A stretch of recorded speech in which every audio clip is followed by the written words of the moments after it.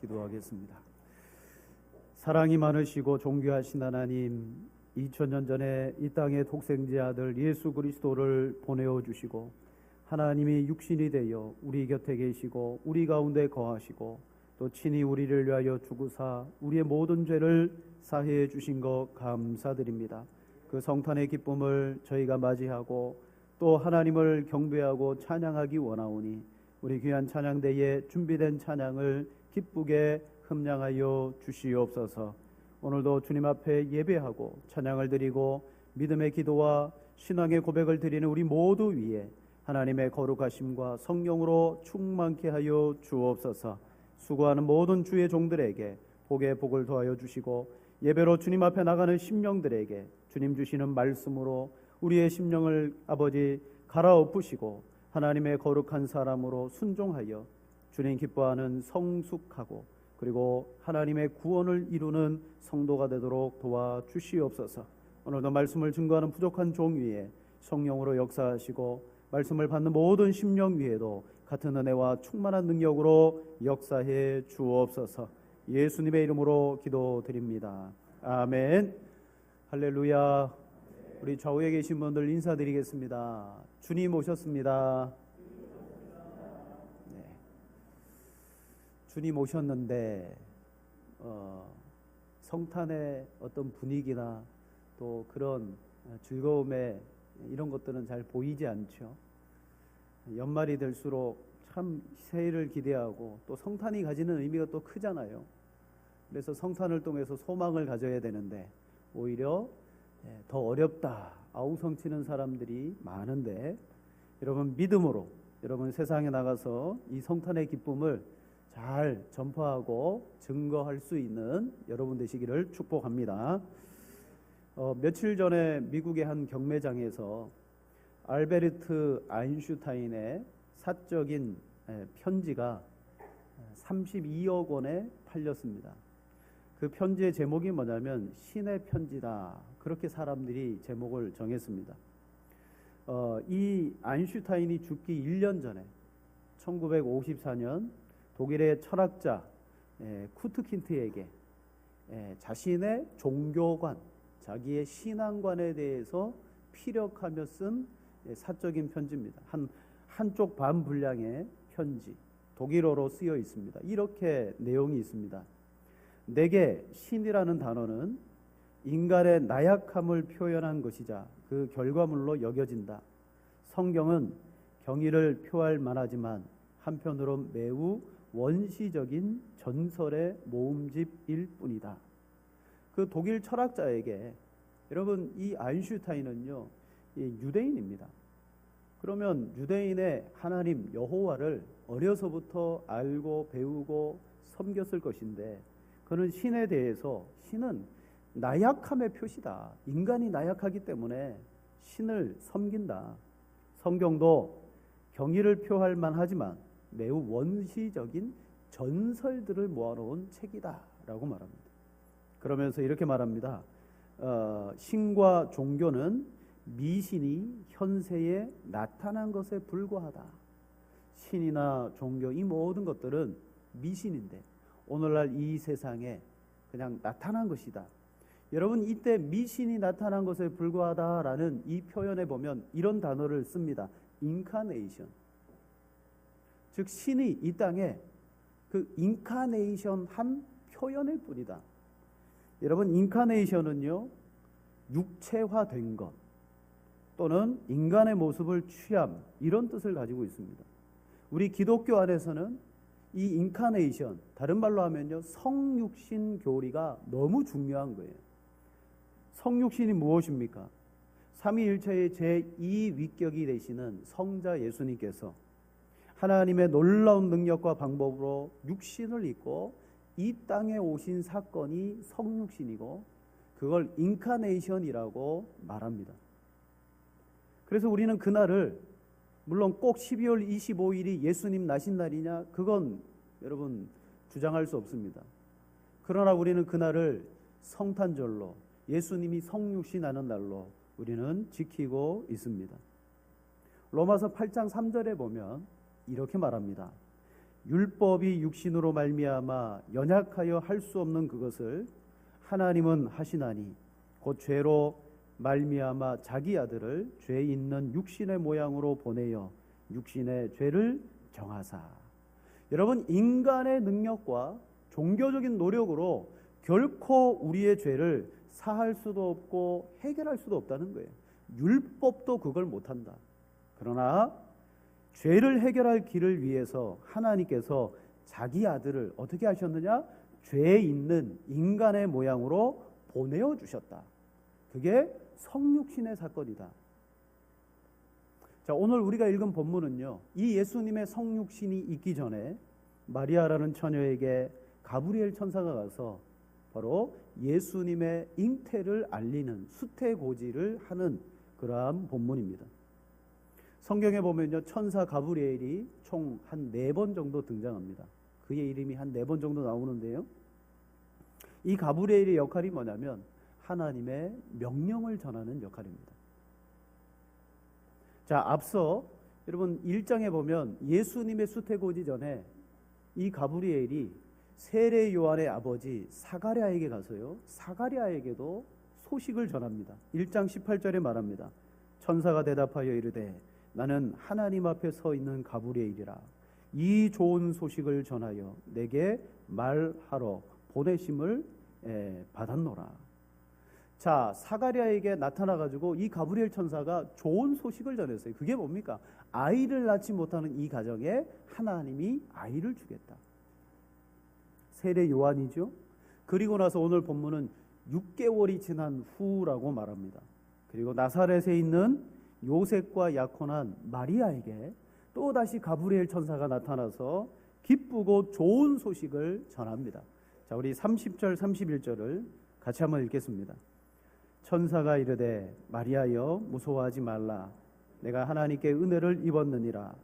보라, 내가 잉태하여 아들을 낳으리니 그 이름을 예수라 하라. 아멘. 처녀인 마리아에게, 약혼만 한 상태인 이 마리아에게 천사가 나타나서 뭐라고 말해요? 내가 잉태할 것이다. 그리고 아들을 낳을 것이다. 여러분, 천사를 목격한 것도 놀라운데 그 입에서 나오는 소식이 어떤 소식입니까? 이거는 내가 받아들일 수 없는 너무너무 놀라운 소식을 전하는 거예요. 아마 이 마리아는 너무 두려웠을 것입니다. 깜짝 놀랐을 것입니다. 하나님이 너에게 놀라운 신비적 탄생을 이루게 할 것이다. 자, 그 신비한 탄생, 오늘 본문이 우리에게 말하는데 그게 무엇이냐? 몇 가지를 우리가 살펴보겠습니다. 첫 번째는요, 예수님은 마리아의 몸을 통해서 태어나신다는 거예요. 마리아의 몸을 통해서 태어나신다. 자, 우리는 여기에서 예수님과 마리아의 위치를 알아야 돼요. 이걸 분명히 하지 않으면 안 돼요. 자, 예수님은 마리아를 통해서 태어났습니다. 여러분, 마리아는 어떤 존재입니까? 그는 가브리엘의 소식을 듣고 무서워하고 두려워했습니다. 처녀가 잉태한다라는 그 사실만큼 여러분 깜짝 놀랄 사실이 없잖아요. 율법으로도 처녀가 잉태하면 엄청난 해가 찾아오는데 이 가브리엘이 바로 이 마리아에게 왜 왔을까요? 여러분, 마리아의 동의를 구하러 왔을까요? 마리아에게 허락해달라고 지금 찾아왔을까요? 너 처녀인데 하나님이 이 일을 하실 것이다. 너가 이 일에 협조를 좀 해달라. 여러분, 그 일을 위해서 찾아온 것이 아닙니다. 만약 마리아가 이 일에 자기가 허락한 사람이고 협조해 준 사람이라면 마리아는 어떤 존재가 되냐면 그냥 단순한 대리모가 되는 거예요. 여러분, 오늘날 아이를 낳지 못하는 부모들이요, 우리나라는 불법입니다. 근데 카자흐스탄이나 인도 같은 데는 이 대리모 제도가 합법이에요. 아이를 낳지 못합니다. 그래서 남자의 정자와 여자의 난자를 서로 수정해서 어떻게 하느냐? 대리모의 자궁 속에 넣어줌으로 대신 아이를 낳아주는. 여러분, 대리모가 되기 위해서는요, 뭐가 필요하냐면 허락이 필요해요. 그리고 계약이 필요합니다. 동의가 필요합니다. 우리가 아이를 못 낳습니다. 당신을 통해서 아이를 낳겠습니다. 그러면 우리 계약합시다. 그럼 계약서를 써야 됩니다. 제일 중요한 계약이 뭐냐면 이 아이를 낳고 난 다음에 이 아이의 친권을 누가 가질 것이냐, 그게 문제인 거예요. 여러분, 분명 정자와 난자는 다른 그 유전적인 부모의 것이지만 이 아이를 낳은 사람은 대리모거든요. 근데 만약에 대리모가 아이를 못 주겠다 그러면 이거는 받을 수가 없는 거예요. 그래서 처음부터 계약할 때 돈을 얼마를 주겠다, 이 아이에 대한 친권을 포기하고 우리가 다 갖겠다, 이게 대리모의 역할이에요. 여러분, 천사는 마리아와 계약을 맺거나 허락을 구하지 않았습니다. 찾아와 가지고 하나님이 이 일을 할 테니까 협력해 달라 부탁한 게 아니에요. 오늘 본문의 사건은 뭐예요? 본문의 사건은 여러분, 피조물인 마리아에게 하나님께서 이런 일을 할 것이다 라는 선언입니다. 선포입니다. 이때 마리아는 하나님의 일에 동의를 구하고 협력한 게 아니라 하나님께서 마리아에게 성령의 감동을 일으키시는 사건이라는 거예요. 여러분, 성령의 감동이 일어남으로 말미암아 이 모든 일을 마리아는 받아들이게 됩니다. 즉, 오늘 마리아가 예수 그리스도를 잉태하는 사건과 저와 여러분들이 예수 그리스도를 영접하는 사건은요, 똑같은 원리라는 거예요. 똑같은 원리예요. 여러분, 마리아에게 협력이나 협조, 동의를 구하지 아니하고 하나님이 역사하신 것처럼 저와 여러분이 예수 그리스도를 영접하고 믿게 될 때에도 여러분, 내가 동의해가지고 예수님을 영접하거나 내가 그 예수님을 받아들인 것처럼 우리는 착각하면 안 돼요. 여러분, 그 놀라우신 하나님의 그 구원과 하나님이 우리 안에 들어와 내 몸을 성전 삼으시는 이 놀라운 사건은요, 우리의 동의 가지고는 되지 않습니다. 거기에는 무엇이 따라가느냐? 반드시 은혜가 따라가는데 성경은 이것을 교리적으로 불가항력적 은혜라는 거예요. 불가항력이라는 것이 뭡니까? 사람의 힘으로는 도저히 막아낼 수 없는 힘, 능력. 여러분, 저항할 수 없는 절대 은혜가 마리아에게 임하였고, 오늘 예수 그리스도를 믿고 그분을 영접할 때에도 우리에게도 저항할 수 없는 은혜가 우리 가운데 있었다라는 사실입니다. 여러분, 이 성령 잉태의 사건은요, 하나님의 절대 주권의 사건이며, 그리고 거부할 수 없는 은혜의 사건이라는 거죠. 그래서 28절에 이렇게 말합니다. 그에게 들어가 이르되 은혜를 받은 자여 평안할지어다. 주께서 너와 함께 하시도다 하니. 마리아는 성령 안에서 이 위대하고 거룩한 일을 위해서 자원하는 마음이 그 속에서 일어나게 됩니다. 이게 억지가 아니에요. 처음에는 너무 두렵고 너무 깜짝 놀랐지만 이 천사의 이야기를 듣고 성령의 잉태의 역사를 그가 경험함으로 말미암아 마리아는 어떻게 되느냐? 서서히 하나님의 놀라운 말씀에 순종하게 되는 거예요. 38절에 그렇게 말합니다. 마리아가 이르되 주의 여종이오니 말씀대로 내게 이루어지이다 하매 천사가 떠나가니라. 여러분, 마리아나 우리나 똑같은 사람입니다. 우리가 무슨 능력이 있거나 대단해서 하나님을 믿은 게 아닙니다. 예수님을 영접한 게 아닙니다. 우린 거부할 수 없는 하나님의 은혜가 우리에게 임했다는 거예요. 여러분, 마리아의 성령의 잉태가 아주 신비지만 여러분이 예수님을 믿고 영접한 것도 똑같은 신비라는 사실을 기억하셔야 돼요. 그 은혜가 아니면 우리는 예수님을 영접하거나 믿을 수 있는 순종이 일어날 수가 없습니다. 그래, 이게 불가항력적인 은혜라는 거죠. 그러나 여러분, 천주교에서는요, 예수 그리스도를 잉태한 이 마리아를 어떻게 여기느냐? 예수님을 사람으로 이 세상에 오시도록 쓰임받은 마리아들요, 신의 반열에까지 올려버렸더라는 사실이에요. 예수님의 육신의 모친 마리아가 실제적으로 예수 그리스도보다도 더 존경을 받고 있습니다. 더 숭배를 받고 있는 것이 오늘날 천주교입니다. 그래서 천주교 신자들은 급하면 예수님의 이름으로 기도하지 않고 마리아의 이름으로 기도합니다. 그게 더 효과가 있다는 거예요. 그 결과 천주교에서는 여러분, 이 마리아를 예수님을 잉태한, 즉 예수님의 구속의 사역을 도운 공동 구속자로 그렇게 섬기고 있어요. 그래서 천주교에는요, 구속자가 없어요. 무엇이냐면 구속자들이 있습니다. 이게 무슨 의미인지 아시겠어요? 여러분, 오직 예수 그리스도 외에는 구원의 길이 없다고 성경은 말합니다. 예수님만이 한 분 구속자예요. 그러나 천주교는요, 예수님 더하기 마리아, 그러므로 구속자가 아니라 구속자들이 되는 교리가 그들 속에 있습니다. 구원자들입니다. 그래서 마리아를 어떻게 높였느냐? 마리아 무죄 잉태설 교리를 만들었습니다. 어떻게 마리아가 예수 그리스도를 잉태하게 된지 아냐? 마리아는 우리와 같이 죄인이 아니야. 그는 무죄해. 원죄가 없어.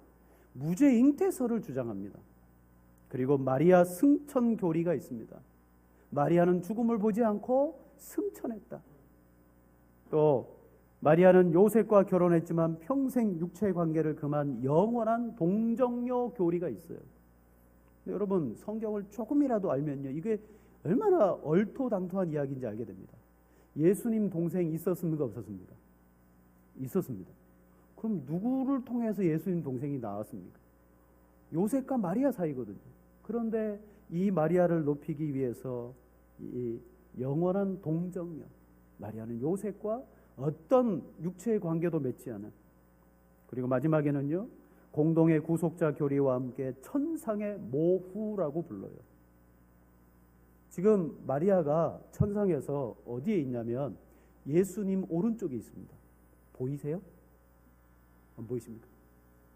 여러분, 천주교가 아니라서 그래요. 천주교 사람들에게는요, 마리아가 예수님 오른편에 있어요.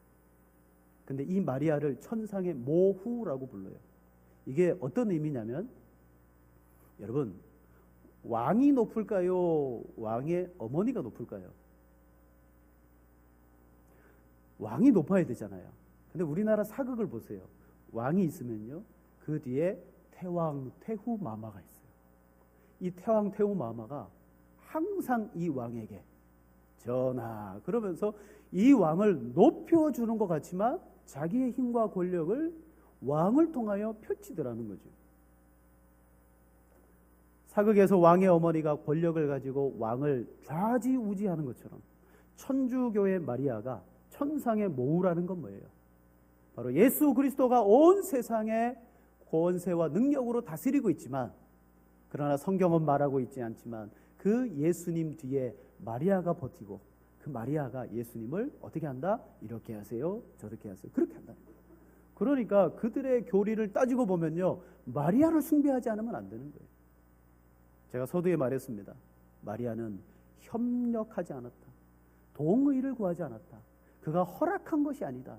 오직 불가항력적인 하나님의 은혜로 그가 받아들인 것이지, 전혀 티끌만큼의 어떤 공로나 애씀이 전혀 없습니다.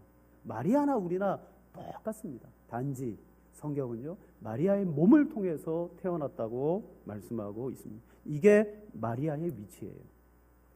두 번째로, 오늘 예수님의 성육신의 신비 두 번째는요, 예수님은 성령의 잉태를 통해서 무죄하심을 증거했습니다.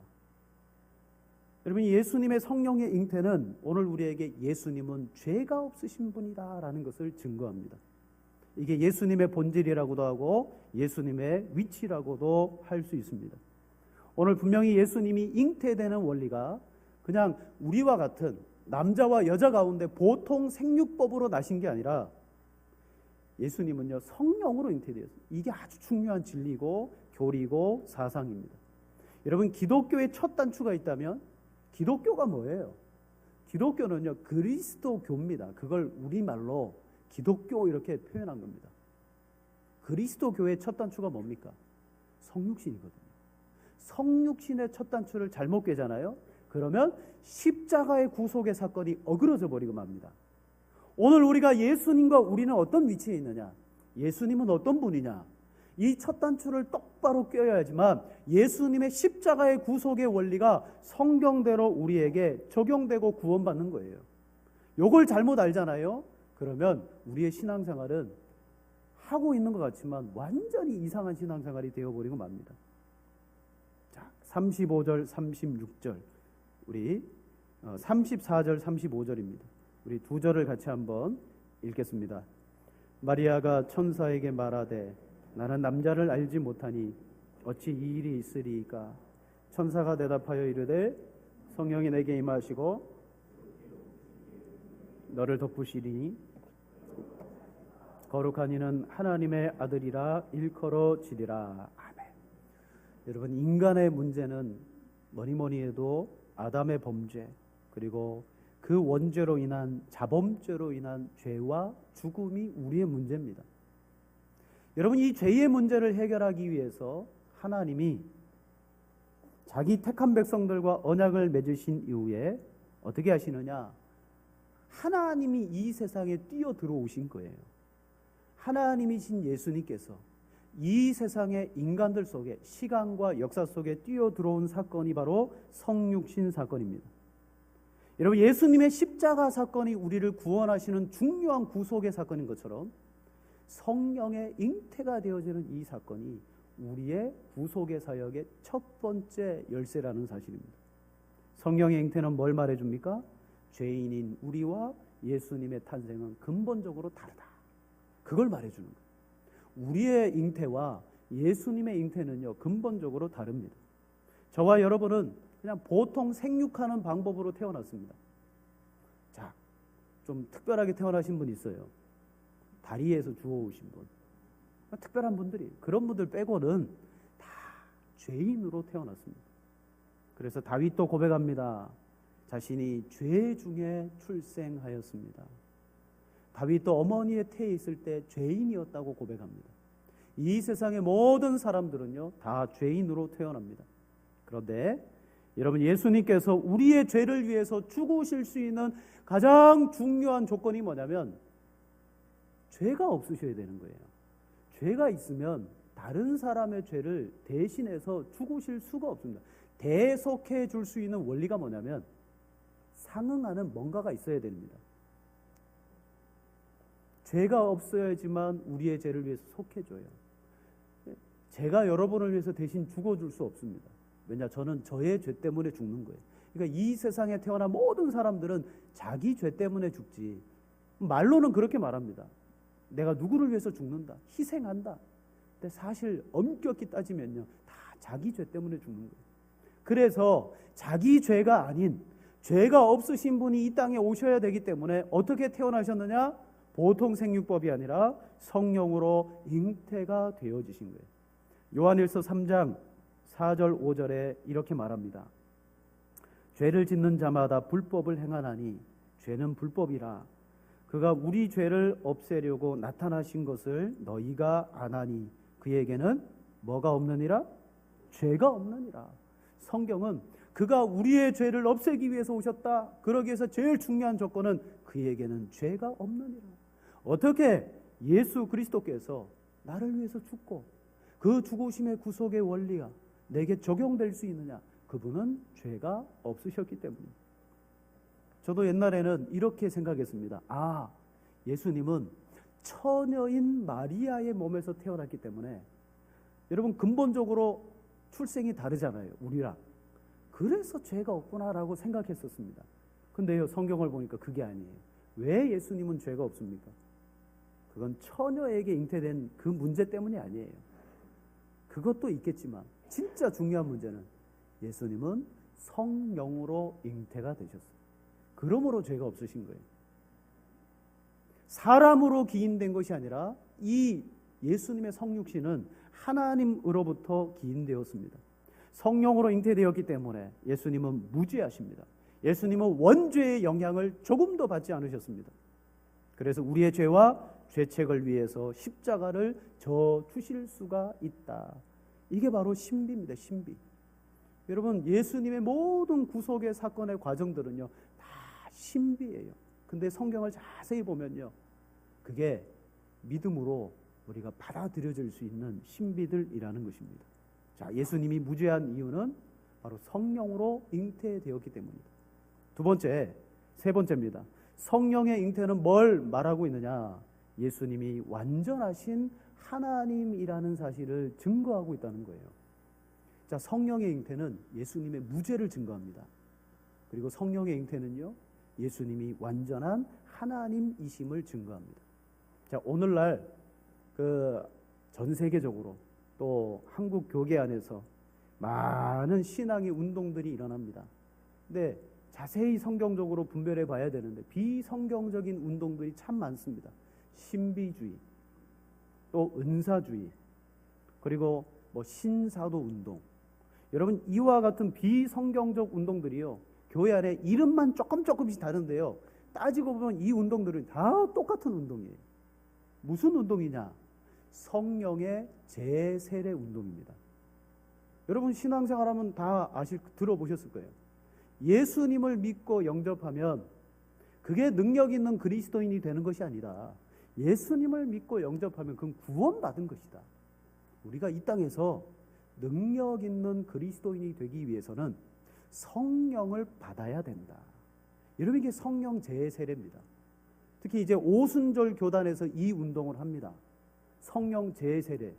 근데 오순절 교단뿐만 아니고 수많은 여타 이 신비주의, 은사주의, 신사도 운동을 하는 교단들은요, 이름만 좀 달라요. 무슨 이름을 쓰냐면 성령의 기름 부으심. 근데 성령의 기름 부음이나 성령의 재세례나 같아 다르다? 같은 거예요. 같은 걸 이야기하는데 표현이 다를 뿐입니다. 자, 성령의 재세례와 기름 부음은요, 우리가 예수 그리스도를 믿을 때 성령이 우리 안에 내주하십니다. 그 내주하시는 것 위에 또 다른 추가적인 성령의 뭔가를 받아라라는 운동이에요. 자, 신자가 예수를 믿으면 성령 안에서 거듭납니다. 그죠? 이 기본적인 진리입니다. 거듭납니다. 우리 개혁주의 신앙은 뭐라고 말하느냐? 나를 거듭나게 하신 성령으로 말미암아 구원받고 그 성령은 내 안에 영원히 거주하십니다. 떠나지 않습니다. 그리고 나를 완성된 구원에 이끌어 주시도록 이 땅에서 계속해서 나를 도와주십니다. 이게 성령의 역할이에요. 그런데 그 이후에는 뭐 하느냐? 이 성령의 조명 아래서 하나님의 말씀을 깨달아 알고 말씀을 통하여 성령의 충만함을 받고 열매 맺고 그리고 순종하는 삶을 살아가는 것이 우리 개혁주의 그리스도인들의 신앙입니다. 앞서 말했듯이 여러분, 신비주의, 은사주의, 신사도 운동, 또 성령 재세례, 성령의 기름 부으심, 이런 운동들은 뭐냐? 우리가 능력 있는 그리스도인들이 되기 위해서는 성령의 추가적인 세례, 기름 부음을 받아야 된다. 근데 이 기름 부음을 받은 사람들에게 나타나는 현상들이 얼마나 많냐면 예언하고요, 치유하고요, 방언하고요, 기적이 나타나고요, 쓰러지고요, 정말 성경이 말하지 않는 엄청난 일들이 많이 나타나는데 그 모든 것들을 다 뭐라고 치부해버리냐? 이게 성령의 충만함의 모습이라는 거예요. 자, 여러분, 그들은 그 현상들을 가지고 이게 바로 성령이 나타나신 역사다라고 말하는데, 근데 이런 현상만 가지고 주장하는 게 아니에요. 그들은 성경적인 근거를 제시합니다. 무슨 근거를 제시하냐? 예수님이 요단강에서 세례를 받으셨다. 그때 세례를 받으실 때, 세례를 받고 올라올 때 성령이 비둘기같이 예수님 위에 임하였다. 즉 예수님도 공생의 사역을 시작하심으로부터 세례를 받고 성령의 기름 부음을 받으셨고, 그때부터 충만해지셔서 능력을 나타내고 역사가 일어나고 하나님의 복음을 전했다. 자, 예수님도 그렇게 성령의 충만함을 받고 세례를 받으셨다면 당연 우리 그리스도인들도 그렇게 받아야 된다. 이게 그들의 성경적인 뒷받침입니다. 자, 우리 말씀을 보겠습니다. 우리 마태복음 3장 13절 17절까지 우리 한 절씩 교독하시겠습니다. 제가 먼저 봅니다. 이때에 예수께서 갈릴리로부터 요단강에 이르러 요한에게 세례를 받으려 하시니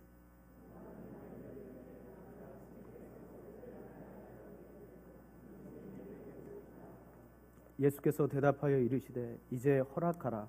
우리가 이와 같이 하여 모든 의를 이루는 것이 합당하니라 하시니 이에 요한이 허락하는지라.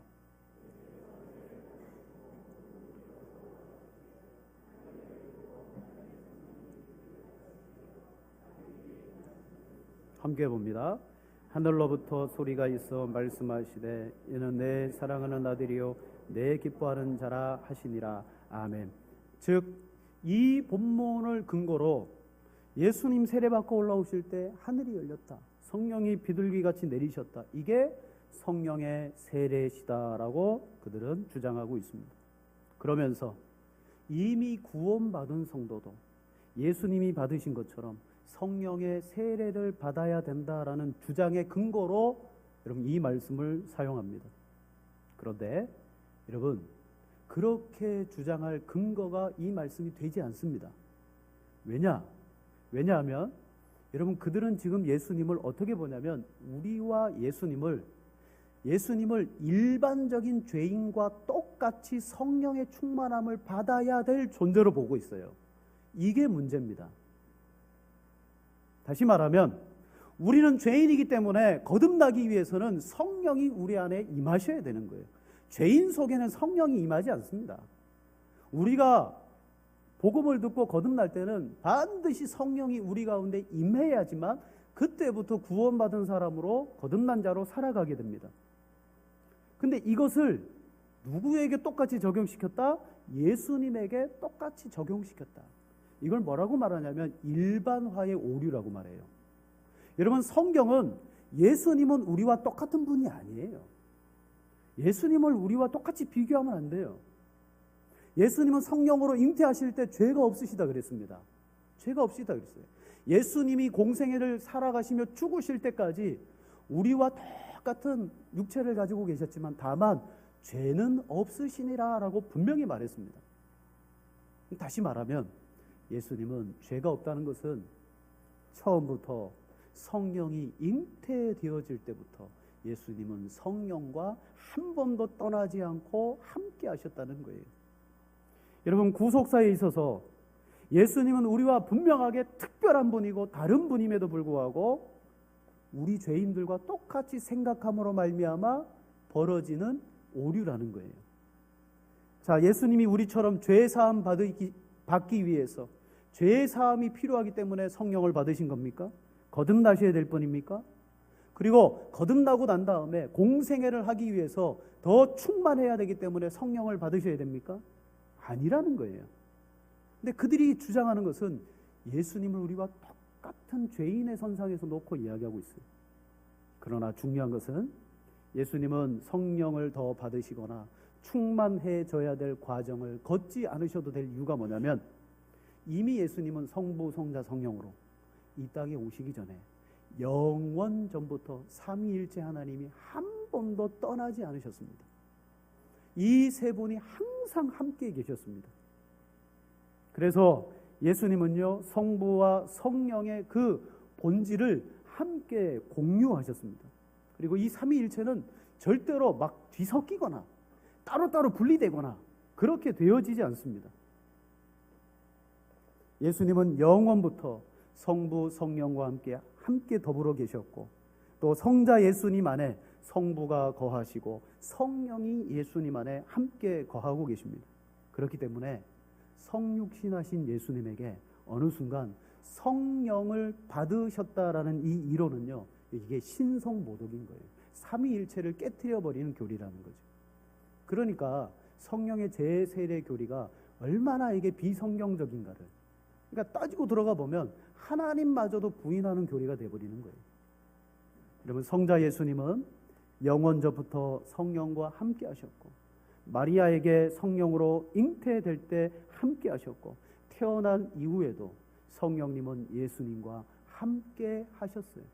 그래서 예수님이 자라갈 때 지혜가 자라나고 하나님의 은혜가 예수님 위에 머물더라 라고 그랬어요. 그게 무슨 표현입니까?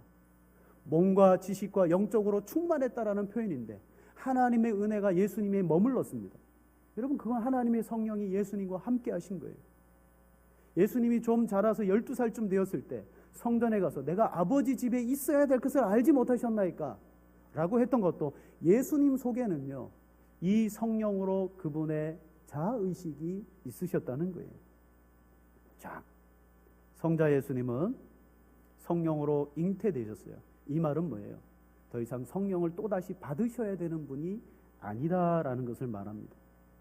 예수님에게는 완전한 신성, 완전한 인성이 함께 거하셨어요. 그런데 성령의 재세례를 말하는 사람들이 이렇게 말합니다. 예수님이 30세가 되셨을 때는 예수님의 인성은 이제 완전해지셨다. 대신 예수님 속에 있는 신성은 불완전하다. 그러므로 어떤 과정을 거쳐야 되냐? 그 신성이 완전해지기 위해서 성령의 세례를 받아야 된다라고 말하고 있습니다. 자, 이 말은 죄인인 우리의 신앙 여정과 예수님의 신앙 여정을요 똑같이 바라본 오류입니다. 동일하게 적용했기 때문입니다. 그러나 분명히 아실 것은 예수님 안에서 성부, 성자, 성령님은요 한 번도 떨어지지 않습니다. 함께 계십니다. 연합되어 계신 하나님입니다. 처음부터 하나님의 그 신적인 본성, 그 모든 것들을 공유하신 분입니다.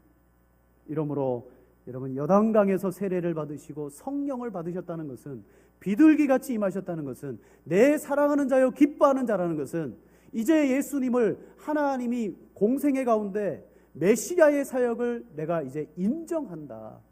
여러분 그 본문에 대해서 많은 건강한 신학자들은요 그건 예수님의 대관식이다. 앞으로 메시아로서 이런 사역을 할 것에 대한 선포의 의식이지 성령으로 세례를 받은 의식은 아니다라고 말합니다. 여러분 안에 이미 성령이 머물고 계셔요. 문제는 내가 그 성령을 무시하고 살아가고 그 성령을 잊어버리고 어떻게 성령의 충만함을 받는지에 대하여 우리가 힘을 쓰지 않기 때문에 성령이 내 안에 계신지 안 계신지 우리 감을 못 잡죠. 하지만 성령은 떠나가지 않으십니다. 성령의 충만을 성경은 다른 말로 말씀의 충만이라고 합니다. 여러분 요게 잘못되잖아요. 그러면 어느 집회에 가니까 능력이 나타나더라. 어느 부흥에 가니까 기적이 나타나더라. 막 환상을 보더라. 예언을 하는데 가보자. 여러분 이런 집회들은 뭐냐면 성령을 물질이나 기운이나 능력으로 여기는 집회입니다. 그리고 거기에는요 아주 희한한 일들이 참 많이 일어납니다. 근데 그 분명히 분별해 봐야 돼. 그게 성령의 역사냐 아니면 악한 영들의 미혹이냐. 근데 상당히 많은 부분 악한 영들의 미혹이 나타날 때가 많다는 거예요. 때로는 내가 그런 어떤 체험을 할 때 우리는 주관적인 느낌으로 그것을요 판단해 버리고 만다는 것입니다. 자, 말씀을 마치겠습니다. 인카네이션, 예수님이 이 땅에 성육신하신 사건은 마리아의 위치에서 보면 여러분 이것은 불가항력적인 사건입니다. 하나님이 마리아에게 성령으로 잉태케 하겠다라고 했으면 마리아의 동의나 그의 협조가 필요 없어요. 저와 여러분이 예수 그리스도로 구원하게 해주시겠다라고 했을 때 여러분이 예수님을 믿겠습니다라고 고백은 했지만 아니요, 그 고백 때문에 구원받은 게 아니라 이미 하나님의 성령의 은혜가 불가항력적으로 여러분에게 임한 것입니다. 또한 마리아의 성령의 잉태 사건은 예수님이 우리와 출생이 다른 무죄하신 분이 되어 오신 것, 그래서 그 무죄하신 예수님이 비로소 최종적으로 십자가의 구속을 이루어내시는 분이라는 걸 우리에게 밝혀주고요. 그리고 마리아의 예수님의 이 성령의 잉태 사건은 뭡니까? 우리와 똑같은 분이 아니에요. 그분은 하나님이십니다. 하나님으로 이 땅에 오셨어요. 비록 아기의 모습이고 아이의 모습이고 자라남의 모습이 있었지만 그 속에는 한 번도 떠나지 않은 삼위일체 하나님이 온전히 연합하여 계신 사건이 뭐예요? 성령의 잉태입니다. 그러므로 여러분 우리는 이 성육신의 교리를 바르게 할 때 예수님이 우리에게 주신 구속의 사건들을요, 이게 이렇게 됐구나, 그것이 온전히 해석되어지고 여러분 믿어지는 역사가 있을 줄로 믿습니다. 이번 성탄을 통해서 정말 예수님의 이 인카네이션, 첫 구속의 단추 성육신이 무엇인지를 여러분 분명히 알고 그 예수님을 바른 믿음 가운데 여러분 섬기시는 우리 모두가 되기를 축복합니다. 우리 합심으로 한번 기도하시겠습니다. 기도하실 때 이미 예수님이 이 땅에 오셨다가 구속의 사역을 이루시고 하나님 보좌 우편에 계십니다.